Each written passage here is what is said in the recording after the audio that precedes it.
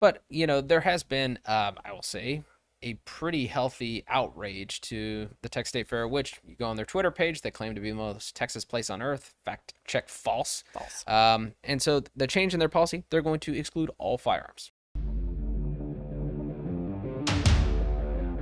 We are the Armed Attorneys. Today we're talking about a very anti-Texas and Texan policy that the Texas State Fair has adopted. Now, I think this is a incredible case to illustrate why I guess these people think they have good intentions, but they're directed in the totally wrong direction. We're going to be talking about how they got it absolutely, completely wrong, how this change in policy will probably make people less safe, and what you can do about it. But before we begin, show your support for the Second Amendment by hitting the like button. And this is not the first time we talked about the State Fair. It is not. Take yourself back to September of 2021. We started a YouTube channel Why'd we do that? on a wing and a prayer.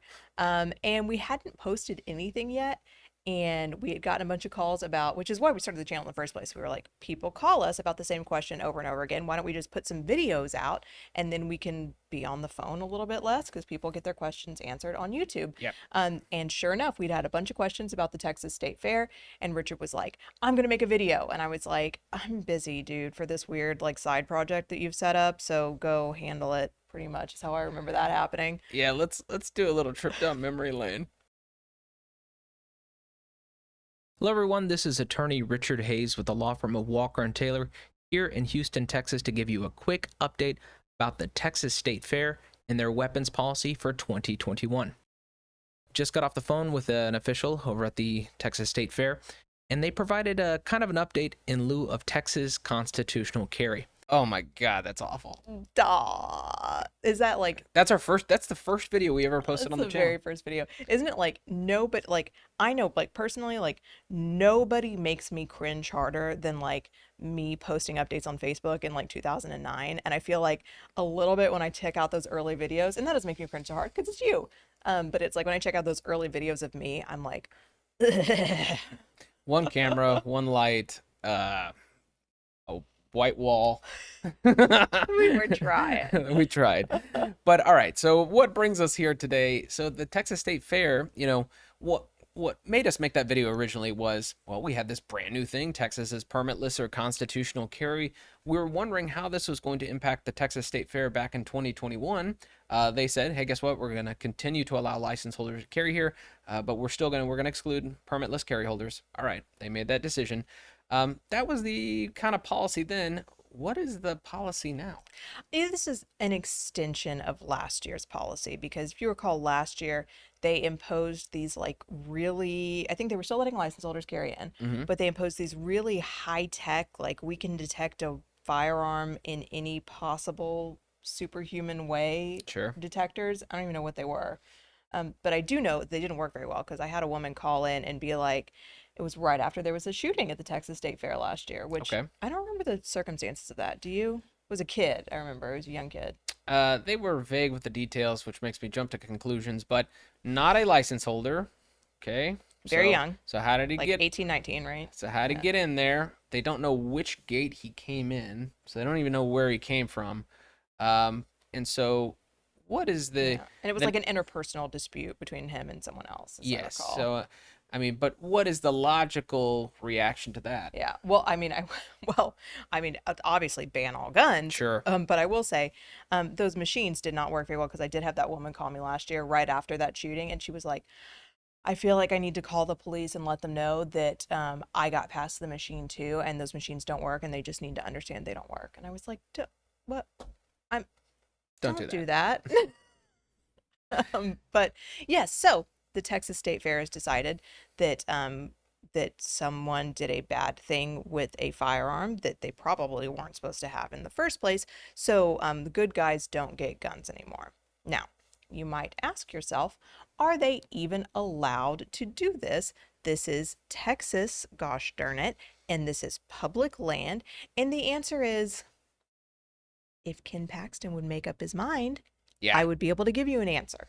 Yeah, so right now, the confusion we have in the law surrounds cities, municipalities, counties They cannot exclude license holders from public buildings, public places.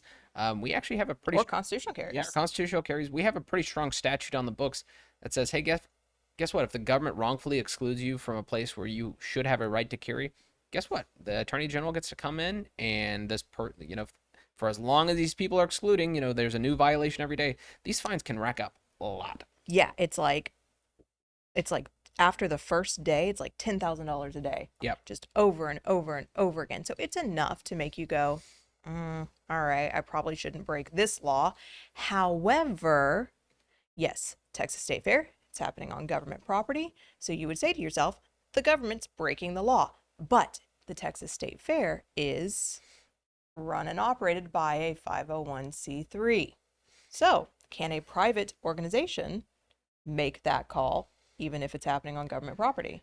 That's the That's the ambiguity. question. And so, obviously we want private property owners to have rights. If Yes. I get to decide who gets to come into my house, if I want to exclude weapons, guess what? It's my property, my rules.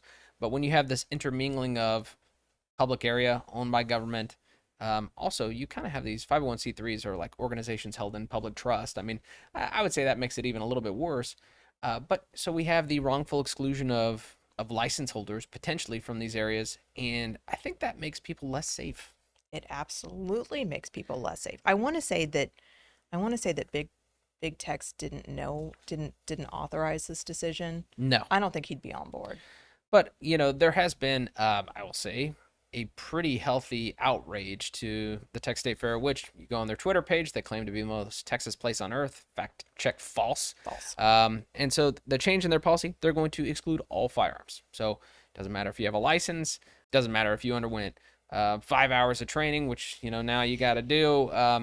So they don't want license holders, and so I'll say the reaction. We have a ton of lawmakers in the Texas House and in the Senate who have reached out and said, "Hey, guess what? This is unacceptable." And Thanks, Freedom Caucus. yeah, I love those guys. So even my two state representatives, shout out Terry Leo Wilson, out of Galveston, Mays Middleton, also Galveston. So I'm really, really glad that my folks are on board this. But they point out two really important key facts in their response to the Texas State Fair Board of Directors.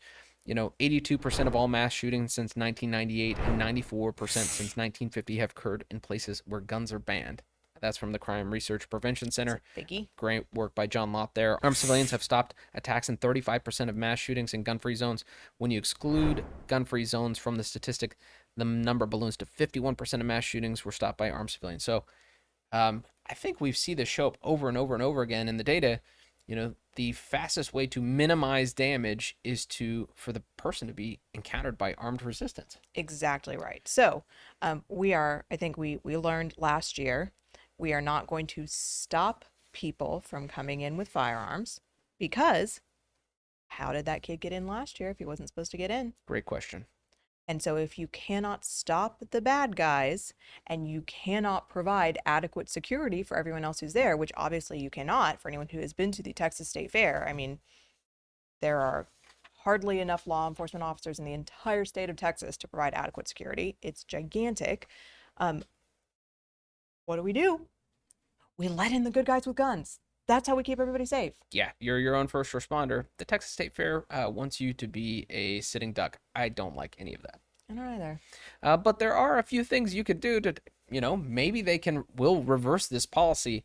And I would ask that, our listeners, especially here in the state of Texas, reach out to the Texas State Fair and respectfully ask them to reverse their policy on this.